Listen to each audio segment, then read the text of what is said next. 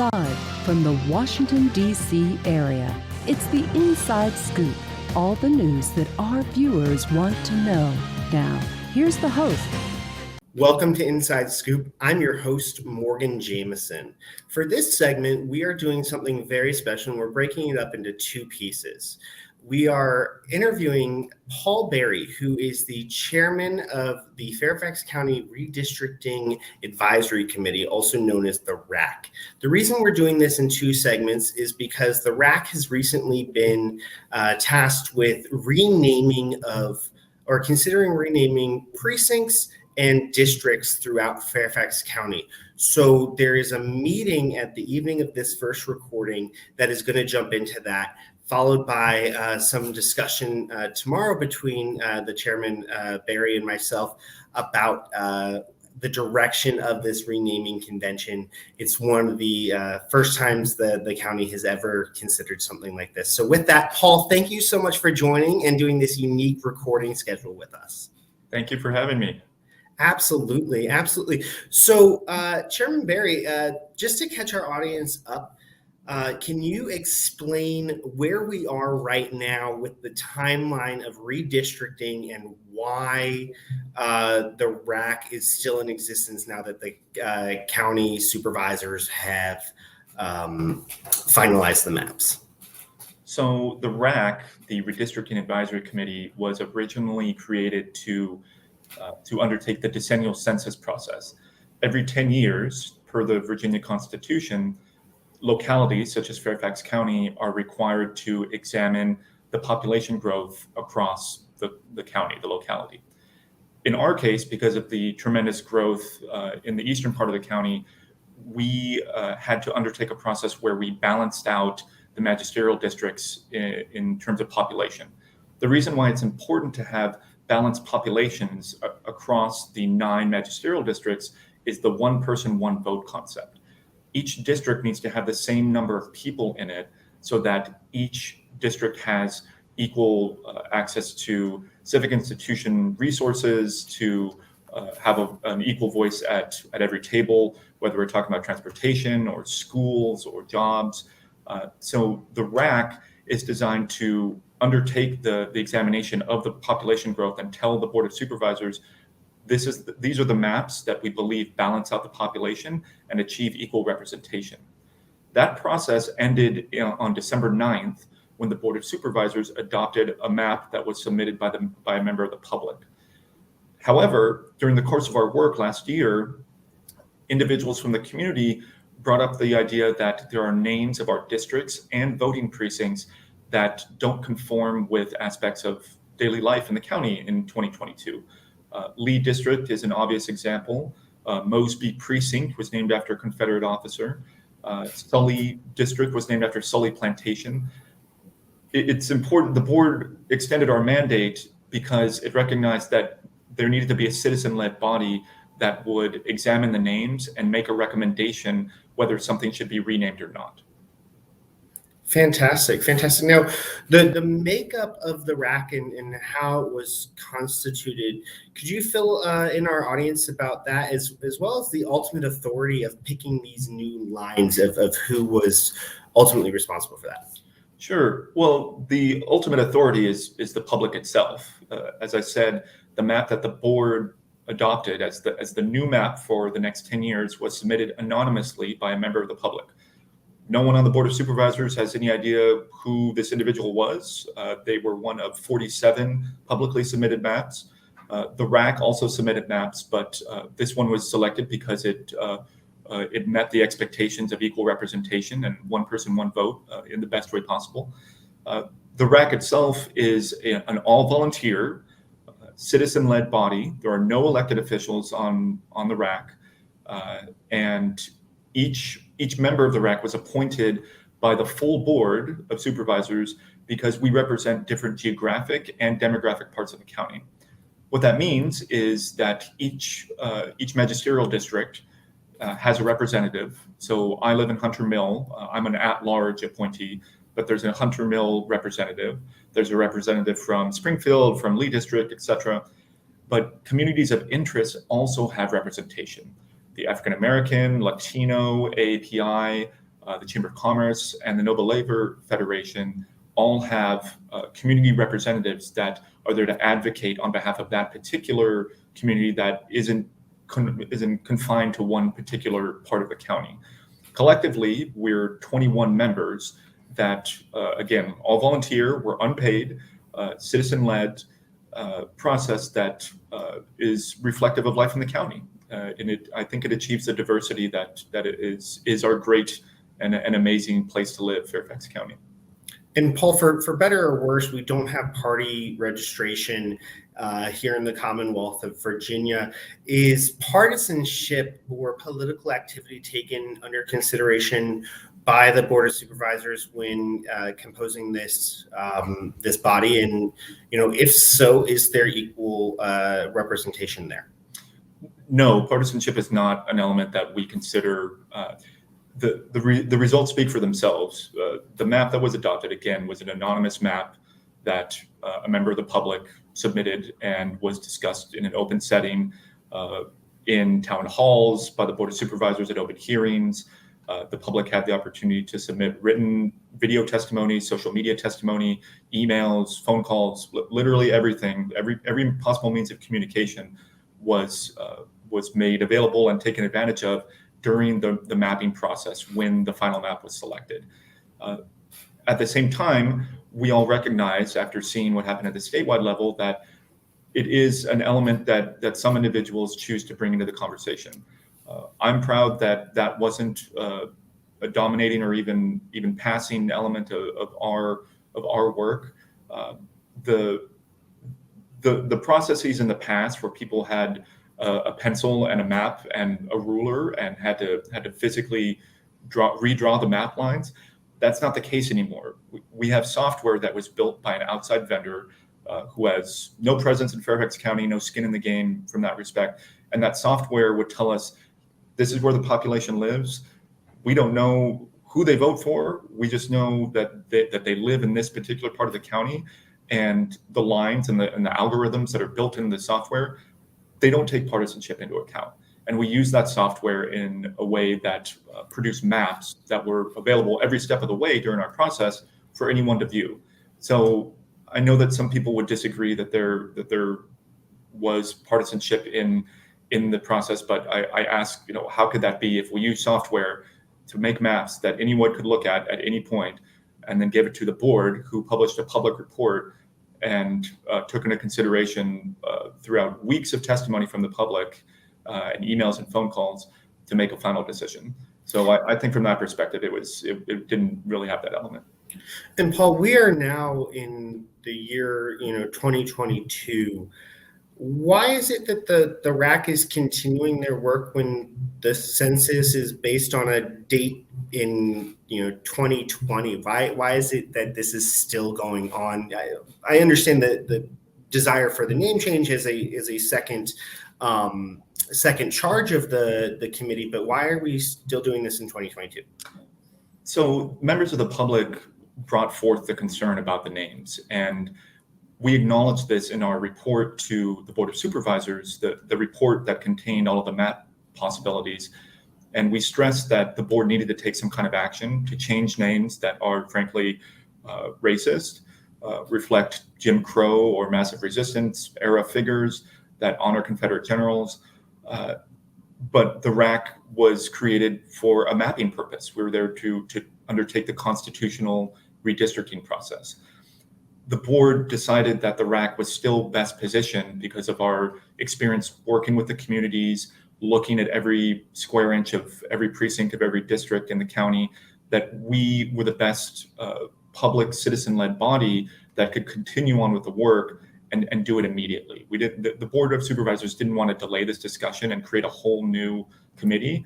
They asked us to stay on. And I am, for one, and I'll speak for the rest of the commissioners on the RAC, everyone was enthusiastic about continuing our work past the redistricting part and moving into this renaming discussion.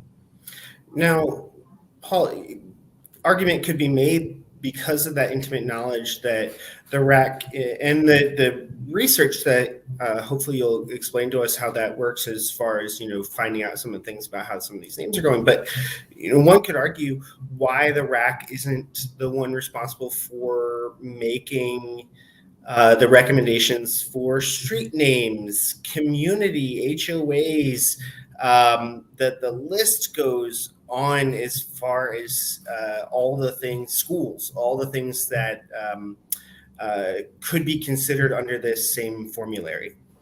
Sure, that's an important distinction, and the RAC is not making recommendations for names. We will not be involved directly in the naming selection if new names are given.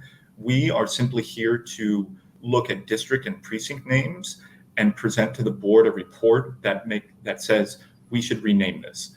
We will not be making suggestions for what those new names should be. That's up to the public, the members and residents of the districts and precincts that live there. The naming process, if it takes place, should be community driven. So again, the RAC is just here to acknowledge, based on historical fact, for example, if we should rename Lee District. I'll use that as an example. Supervisor Rodney Lusk has been leading a process there that's community driven, and we're layered on top of that. But the idea is that if we collectively acknowledge that a district is named after, for example, a Confederate general, a pro-slavery, pro-secession individual, that we shouldn't honor that individual in our daily life any longer. And the same goes for any other name of a district or precinct where there are criteria that we developed based on examination criteria based on slavery or slave ownership or Jim Crow or massive resistance. All of that should not be honored in our public life. So this commission is now going, the committee rather, is now going through the process of identifying names that fit some type of criteria and recognizing them. Is there any guarantee that any naming is going to be changed? Is the committee specifically addressing which names do or don't meet criteria? And is this just an act of just saying, here are the ones with questionable names according to this criteria that the committee mutually agreed upon? So the RAC has already produced a draft report that's available online for anyone to view that discusses 5 districts that we have collectively decided to look into: Lee District, Sully, Springfield, Mason, and Mount Vernon. Lee District and Sully, there was a straw poll, so not an official vote, not a final vote, but a straw poll of members decided that we should recommend a name change for those 2 districts. For Mason and Mount Vernon, the opposite was the conclusion. We took a straw poll, so again, not a final vote, but the RAC members said, we've looked at historical evidence and made considerations based on public feedback about whether we should recommend a name change or not. And the likely recommendation will be that we will not recommend renaming Mason or Mount Vernon.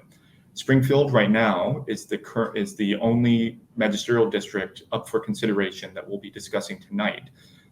Over the weekend, research from this document that the RAC is producing collectively revealed that Springfield was named after Springfield Farm, which was owned by a man named Henry Dangerfield. He was a successful merchant and businessman in antebellum Virginia that owned at least 160 slaves on his property. And it's those kinds of facts that drive our decision making. When we discover that there's a tie to slavery or the Confederacy to a district name, that becomes part of the discussion and something that we consider for a renaming. So the future process is going to incorporate those kinds of elements, and the criteria that we use to evaluate is available online. Okay, fantastic, fantastic. And we'll jump into that in the second half of this show, post meeting, get some feedback about that. But Paul, there are some questions going back to the process that was involved in the first charge of the committee that you head up. There has been some public question around a precinct that is in the Providence district. It's one that some individuals might wonder if anybody is actually registered to vote there. And as I'm saying this, I'm sure it's crossing your mind a little bit, but that precinct is 700, which is comprised of, what it has, it's in the middle of Fairfax City, and it is the detention center of Fairfax County. I'm assuming that people are counted there based on the U.S. Census, as that is where they laid their head on the night of April 1st, 2020. Can you talk to us about that and how detained individuals get drawn into this, woven into this story of redistricting? So Senator Jennifer McClellan and Delegate Sia Price last year passed a landmark, incredible piece of legislation that's informally known as the Virginia Voting Rights Act.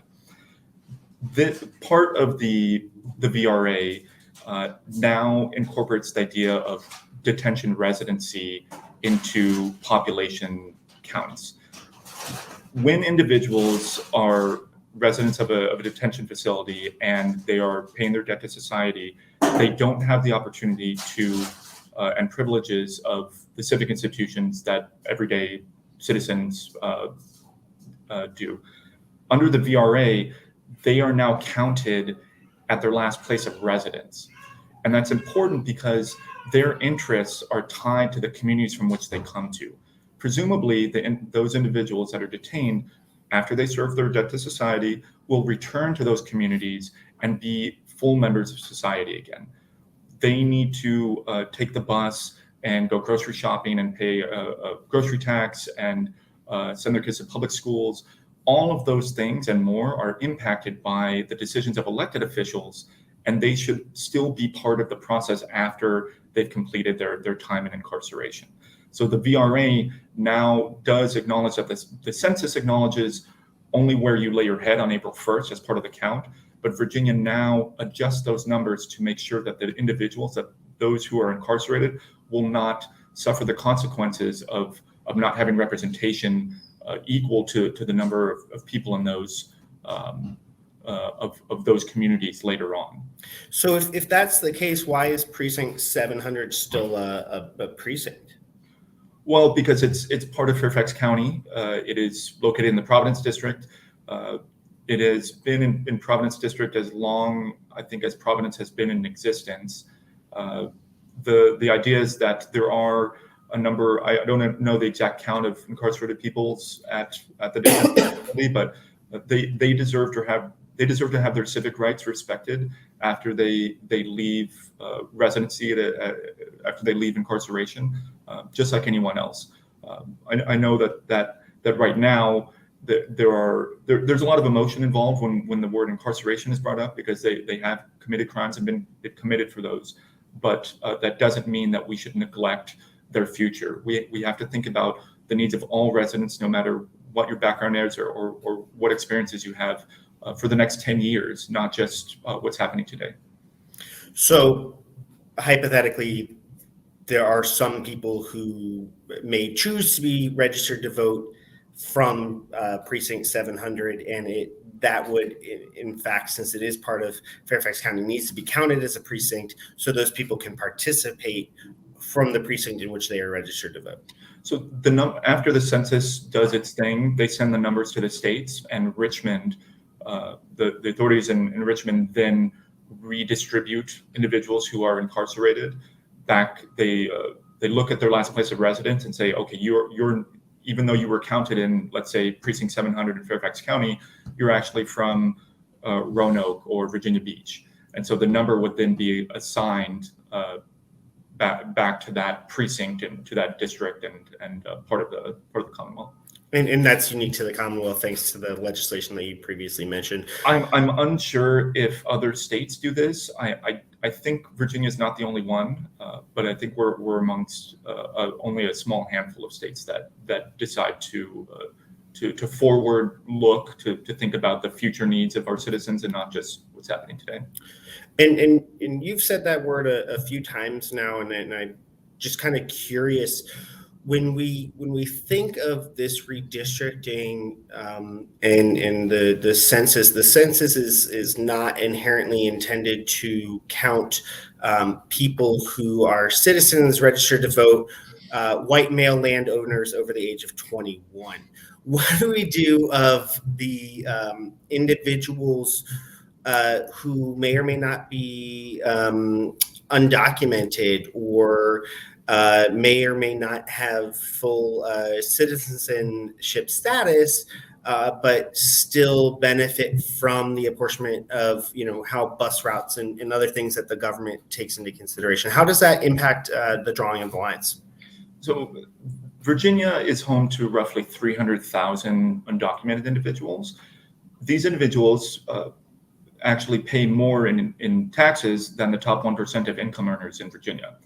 Now, I don't want to make this a political financial discussion about taxation, but my point is that they take part in daily life just like everyone else. They send their kids to school, they pay taxes, they take the bus, they shop at local stores and eat out at restaurants. In all but one aspect, they are members of the community that deserve to have a voice in the way that civic institutions are run. That means that the elected officials that represent them should be considering what their needs are, just as they would for anyone else. So when we discuss reapportionment, we don't just discuss citizens and people who can vote. If we only talk about people who could vote, then what about everyone who's under the age of 18? Obviously, minors are an important constituency that we need to take into consideration. But if we chose to only talk about people who can register to vote, or citizens or something like that, we'd inevitably be leaving important bodies, important communities out of the discussion. That's not consistent with Fairfax County values. That's not consistent with the One Fairfax policy, the social and equity agenda that's designed to achieve the best quality of life in the county. And so the redistricting process in Fairfax County certainly deliberately took an inclusive approach that considered every single individual, tall, short, young, old, doesn't matter where you came from or where you're going. If you live here and you want to be part of this community, this diverse, welcoming county, then Fairfax County is happy to have you, and we're going to make sure that you have an equal voice in the civic process. Is that something that has or already is in effect? I can't recall when I saw it, but it was many, many moons ago. There was probably from members of the media, whom I'm assuming got it from some official source, but the notion of registered voters versus active registered voters.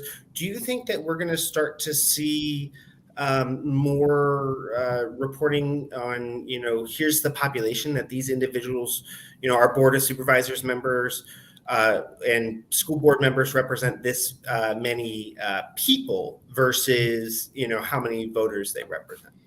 I think that discussion can be a good discussion if we're talking about example voter registration. So if we know how many active voters there are, how many registered voters, then increasing the outreach to citizens who are eligible to vote but not registered, that's an important metric to have. When those types of discussions or those metrics are used to stop voting, that's absolutely not something that is consistent with Fairfax County values. We've seen a number of efforts this year in the General Assembly by House Republicans to roll back many of the pro-voting measures, the things that make it easier for people to express their opinions at the ballot box. And that's disappointing, but I don't see that discussion impacting this process, certainly. I don't see it impacting Fairfax County elections in the future, because we have set and are sticking to a set of principles and morals around democratic institutions and civic participation. And I'm proud to be a part of that, certainly. And if anything, I'm trying to find a silver lining in all of that messiness that's currently happening in Richmond. I'm hoping that it'll allow us the opportunity to reaffirm our values and to restate for the record and publicly what we stand for, if only to defend against the unfortunate attempts to roll that type of activity back, but certainly to share what those principles are with people who are constantly moving to the Commonwealth of Virginia, because we are the best place to live, especially Fairfax County. Absolutely. And Paul, I know that this first half is coming up to a break before we record. After this meeting that you're about to have over the renaming process of our precincts and districts. Paul, is there anything that you would like to try to speculate on in the next minute and a half before we get into that reflection period of how the meeting went when we talked about it during the second half of the recording? Is there anything that you think might happen? So the meeting that we're having tonight is from 6 to 8 p.m. You can join using Microsoft Teams, or you can call in, and there is an opportunity for members of the public to share their thoughts, observations, concerns. That information is available on the Fairfax County government website. Tonight's discussion is going to continue looking at magisterial districts. I think that we're getting close to the end of our timeline. We're going to be submitting the report to the Board of Supervisors, the full board, for them to evaluate and to take action on. I think that the final vote will recommend renaming Lee District and Sully District. We will not be recommending a rename for Mason and Mount Vernon. And then the other districts, we're still gathering information, and we want to hear from the public. We need to hear from the public, because we want these decisions to impact everyone in a way that expands participation and the quality of life that we have here. Fantastic, Paul. Thank you so much. I'm excited for this segment that we're doing with you, and would love to follow up in the future. As I've mentioned before, I'm the host of Inside Scoop, Morgan Jameson. We're joined by Paul Berry, who's the chairman of the RAC, the Redistricting Advisory Committee for Fairfax County. Paul, thank you so much for joining us, and we'll do some reflection in our second segment. It's time for my monthly book club. It's an opportunity for us girls to connect and remind each other who's on mute. And this is how we have to meet. Because when we spend time indoors with people, we can still spread COVID faster than Nancy's gossip. That's why I'm still masking wherever I go. Because until I'm vaccinated, a mask helps slow the spread. Which means the sooner I can get back to a friend's house to judge their interior design. We can't hear you, Dolores. Freedom. It's at the core of who we are. The freedom to live without fear, to jog where we please, to wear a hoodie. The freedom to breathe. Before we celebrate the freedom most Americans have, we must fight for the freedom all Americans deserve. Because all lives can't matter until Black lives matter.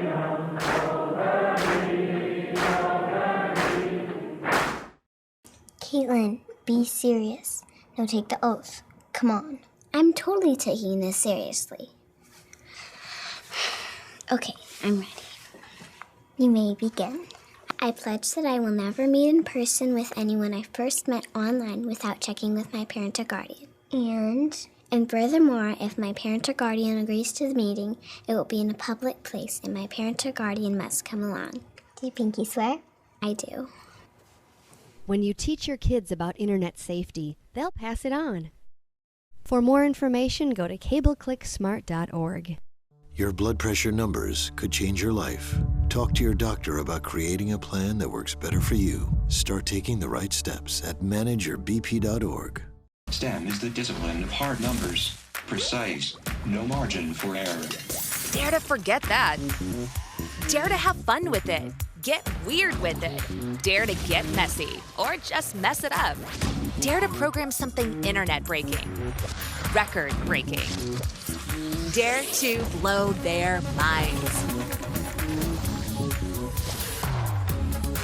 Dare to try. Dare to fail. Dare to keep daring. Dare to learn the difference between organic, sedimentary, and non-foliated metamorphic rock. Get outside, find those rocks. Dare to be homeroom famous, a high school fable. Dare to send those old STEM theories flying past the neighbor's house into outer space. And for the love of STEM, dare bigger. Dare to code, dare to invent, dare to explore, dare to STEM. Check out Chic and STEM to get started. We're back to the Inside Scoop. Here again, your host. Welcome back to Inside Scoop. I'm your host, Morgan Jameson. Today we're joined by Paul Berry, who's the chairman of the RAC, also known as the Redistricting Advisory Committee in Fairfax County. Paul, thank you so much for joining us. Thanks for having me back for a second half. Absolutely. Absolutely. As our viewers know, we're filming this over 2 days with a RAC meeting in between. Yeah, earlier we covered how we come up with redistricting and that entire process, who gets counted and where, so the commission can do their work advising the county board of supervisors on precincts and our voting locations here in Fairfax County. Paul, big subject, the reason why you are all still working and volunteering on this committee is for renaming. Can you briefly go over the 7 criteria for how the committee is considering renaming precincts? Absolutely. So precincts and districts. The 7 criteria, for anyone that wants to reference them, are on the county website that is appearing below. I haven't memorized all of them, so I'm going to paraphrase. The 7 essentially pose questions about the quality of life in Fairfax County. And the first one, which is the most important that I am proud that the RAC addressed as number 1, was, does the name of a district or precinct conform with the principles of the One Fairfax policy? The One Fairfax policy, as I mentioned earlier, is a social and equity agenda. It's not a set of laws. It's not a set of requirements. It's simply a way to evaluate policy choices that will impact everyone. Fairfax County, in its wisdom in 2016, said, listen, we have a diverse county. We want to be a welcoming place for all. And the One Fairfax policy is designed to ensure that the policy choices, big and small, will reflect our morals and objectives of making a diverse, welcoming county. So that's number 1. The others ask questions such as, is the name tied to the Confederacy or massive resistance or racism or the Jim Crow era? Another addresses geography. Does the geography of the district is that reflected by in the district name?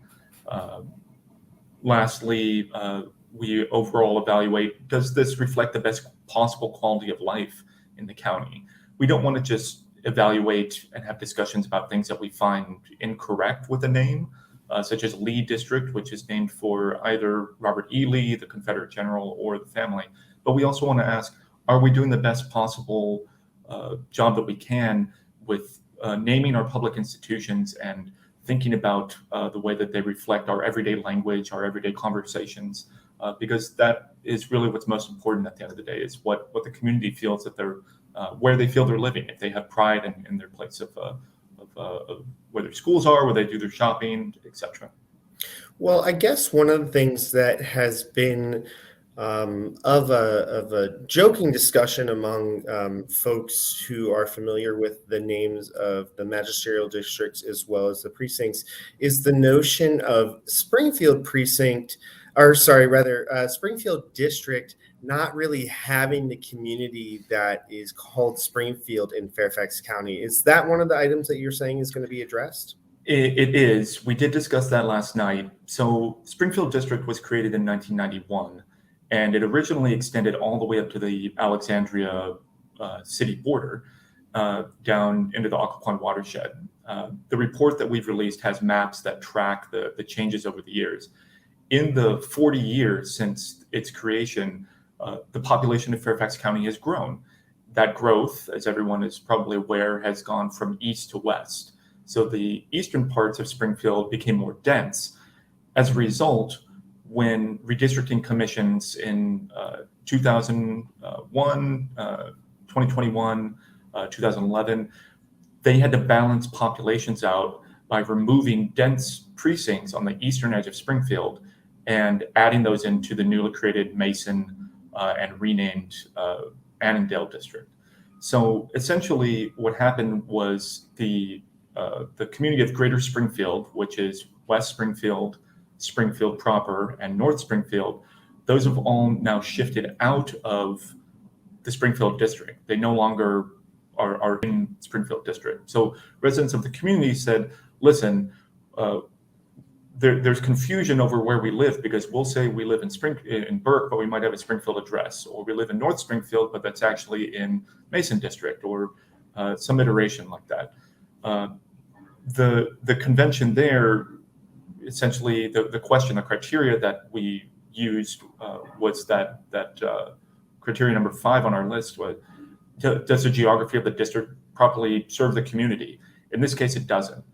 Additionally, it was discovered through my own research and some others that the name Springfield originates with Springfield Farm, which was a working plantation with enslaved individuals. So at last night's meeting, we discussed the number of slaves, the time period in which they were there, and the individual who owned them, and how that drove the decision to name Springfield after the large plantation there, and then eventually that name was used to name the district.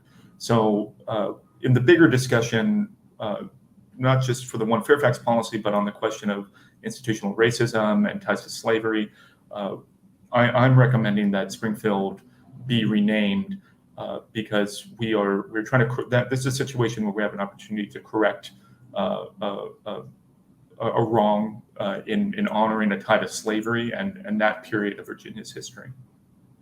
Absolutely. And in the first half of the show, we discussed the fact that the committee that you are the chair of, the RAC, is not suggesting new names, rather flagging or identifying names of voting lines to be renamed, such as the districts and the precincts. So it's just saying this should be renamed, not necessarily a new name.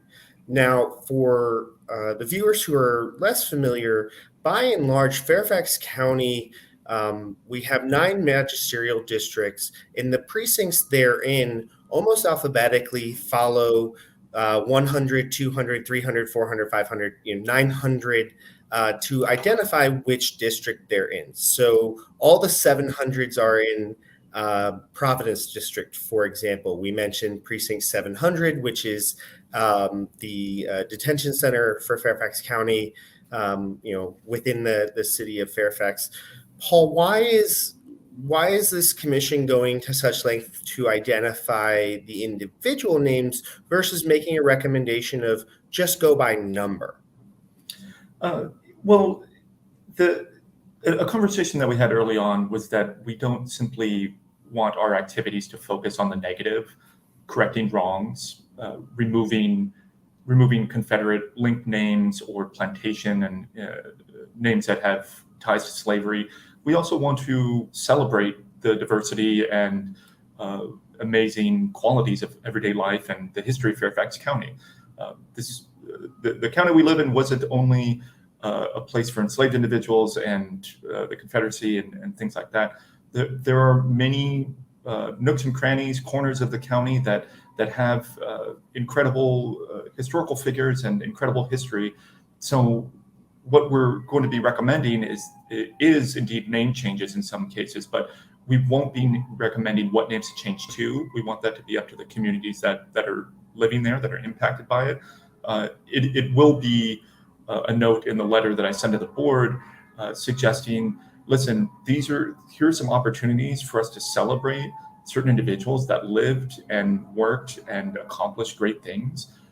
So numbers are too bland. They don't really capture how great the places that we live and how we can design names for our public institutions that will celebrate those achievements. Fantastic description there of why we want to celebrate where we are from in the communities where we reside. So with that, though, there are well over 200 precincts in Fairfax County. As this research happens, there are some more obvious ones, such as Lee that you mentioned, and now we know more about Springfield. Where is this information that the RAC is gathering in research coming from or going to? Is there a central place that the county is housing this information for when they might consider any potential name changes for other things such as schools, roads, other things of that nature? So we draw our information from a variety of different sources. One of the most helpful has certainly been the Fairfax History Commission.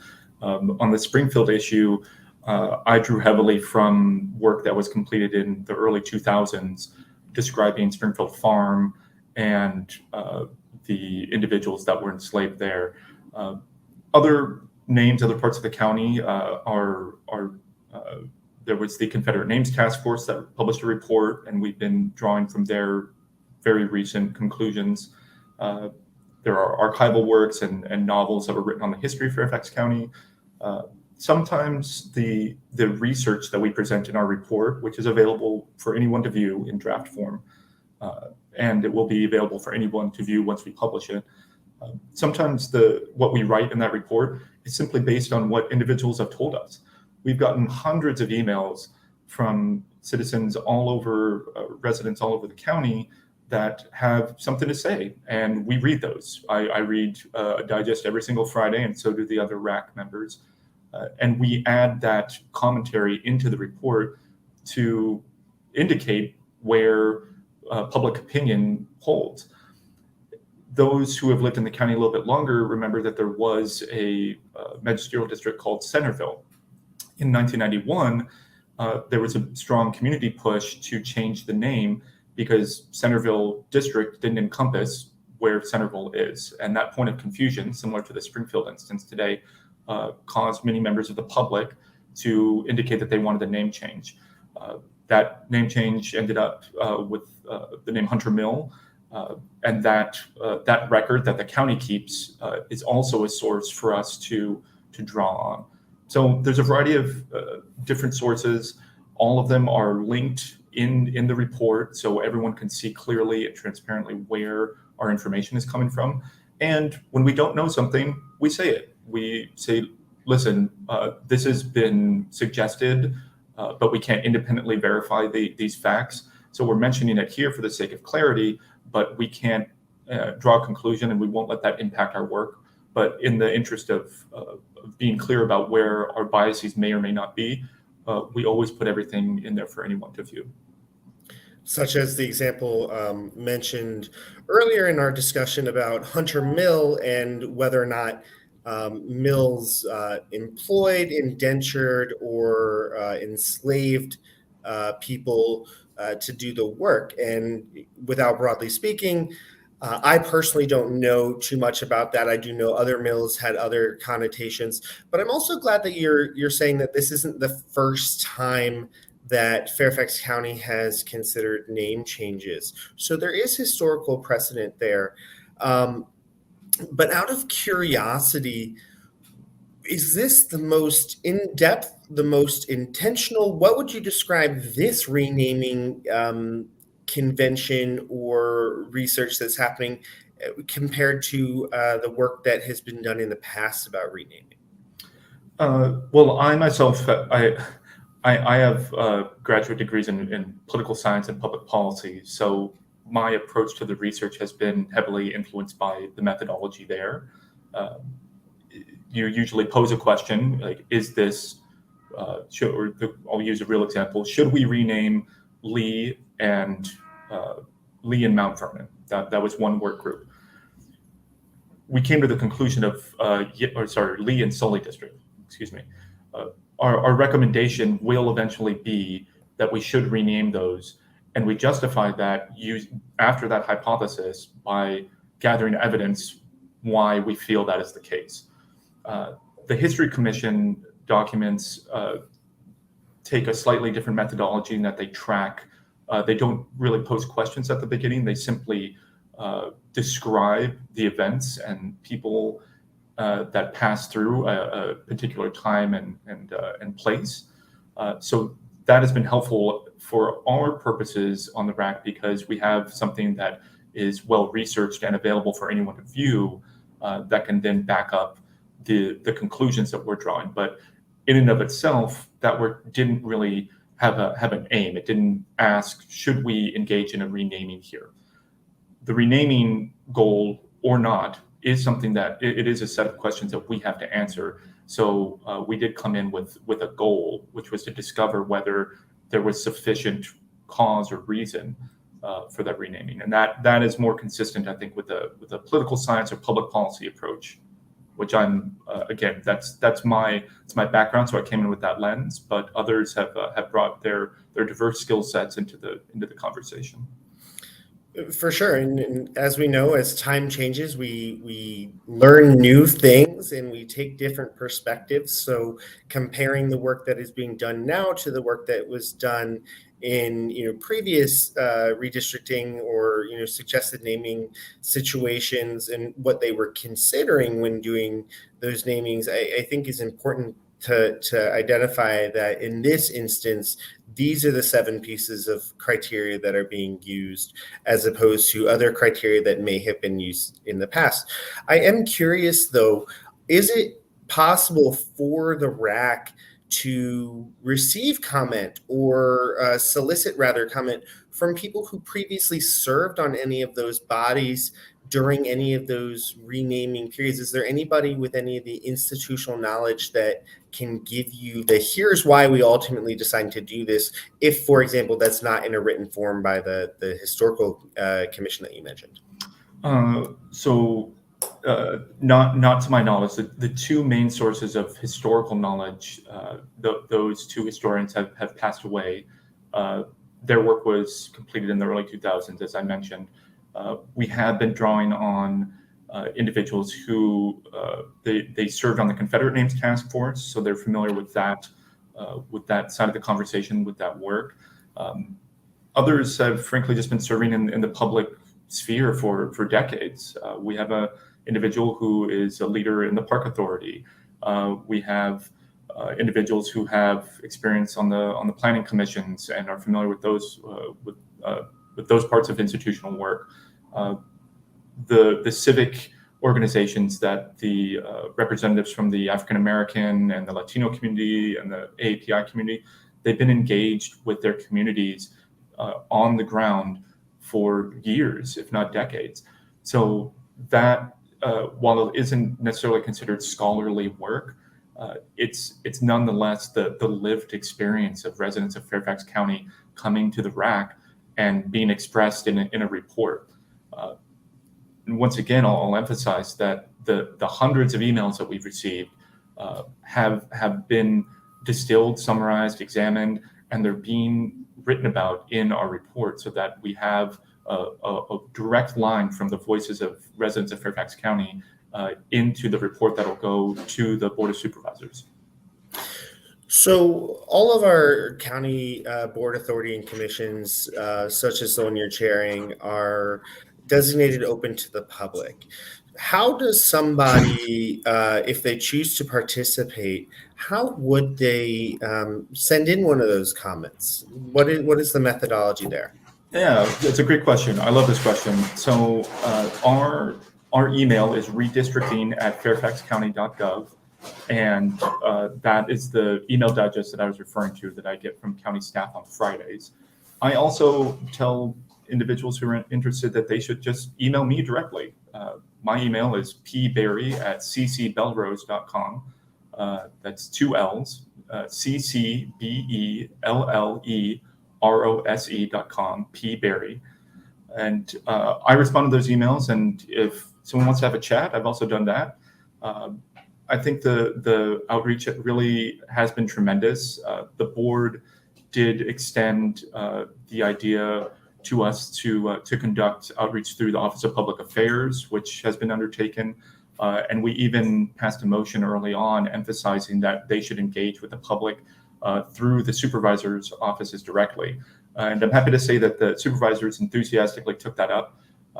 So this board, if anything, I think has taken on a bigger public, I don't want to say limelight, but focus, certainly because of those efforts, but also Supervisor Rodney Lusk's effort to evaluate the name of Lee for Lee District. This work has all been collaborative, and the outreach has fit in pretty seamlessly. And individuals have responded, and we see that because we see the emails, we see the calls, and that's really great. So, Paul, if somebody does want to get involved, and they're just tuning into this show, and they found it after the day it aired, what's the timeline that the RAC is working under? When is that public comment needed? When are you hoping to complete the work of the RAC?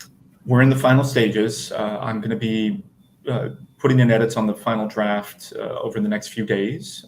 Our scheduled final meeting is actually next Tuesday, the 22nd, from 6 to 8 p.m. We're planning on voting on the report in its final approved form that will be sent to the full Board of Supervisors at that meeting next Tuesday. So time definitely is of the essence right now. And if you want to get involved, again, it's redistricting at fairfaxcounty.gov.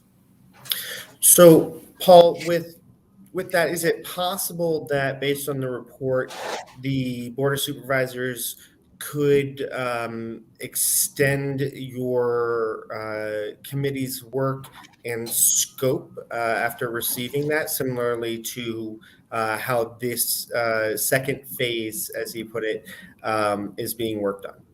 I don't anticipate that. I certainly, I somewhat hope not, from own personal reasons. I became a father 6 weeks ago, so I'm going to be shifting gears back to that. The RAC has been in existence since early last summer, and I think that this is a natural point of conclusion for our work.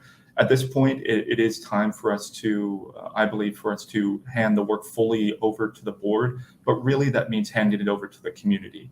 Because our recommendations are exactly that. They're a short list of, we say based on this evidence that you should take X and Y action. The board is going to make a decision on that, I expect relatively quickly after a public feedback period, and then decide if there's more work to do. But in that case, if there is more work to do, that simply means choosing new names for the districts that are already in existence. And that's going to be up to the communities of the impacted districts. I fully expect that Lee District is going to be recommended for a rename, and that community will undertake that process. Supervisor Rodney Lusk probably has some ideas about how to conduct such a rename, but also Sully, I think, is going to have a renaming process. Those two processes might look differently simply because the needs of those two communities are slightly different. But as far as the RAC goes, we are happy to continue on as an advisory body, but I do think that our work should end here so that we aren't seen as influencing the process. I live in Hunter Mill, so I don't feel that I have a say in the Sully or Lee discussion, or Springfield, if Springfield's renamed. But we, like I said, I am happy to, and I think everyone else is happy to stay on as an advisor to say, this is why we made these decisions. So there's a potential for a phase 3, but it's 6 of one, half dozen of another. It sounds like, with some personal preferences mixed in. Paul, speaking of historical archival information, if you had the opportunity to share some of the knowledge that you have gleaned throughout both the renaming and redistricting process to individuals who have the opportunity to serve in this capacity in the future, what would those pieces of advice or reflections be? I think, first of all, it's super important to sign up for the newsletter for your local supervisor. Find out what kind of work they're involved in. It's very likely that there's something that you would be interested in. It's all volunteer work, so in that sense, it's a passion project. Whether it's environmental focused, transportation, whether it's about education, employment, health. There are lots of different ways to serve the community, and the supervisors' offices the supervisors are always seeking individuals who want to get involved. That's the way that I got involved. And if you're asking about how, what type of information I gleaned, I know Hunter Mill District relatively well because I live here, I vote here, but I've now learned about the amazing pieces of history and the accomplishments of individuals from Fairfax County. I'm a substitute teacher, and I often substitute at Thomas Jefferson. Dave Grohl, guitarist and lead singer from Nirvana and the Foo Fighters, was a TJ student at one point. I didn't know that, but I learned that through the redistricting process. I learned about the types of recipes that Martha Custis favored at Mount Vernon through evaluating Mount Vernon district. I frankly learned more about the tragedy of enslavement and the reluctance by the Confederate States of America to give that up. So some of that history was in one sense not just necessary but educative in ways that I simply as a middle and high school student hadn't learned before. I didn't know about Springfield Farm, about Springfield District being named after what was essentially a working plantation.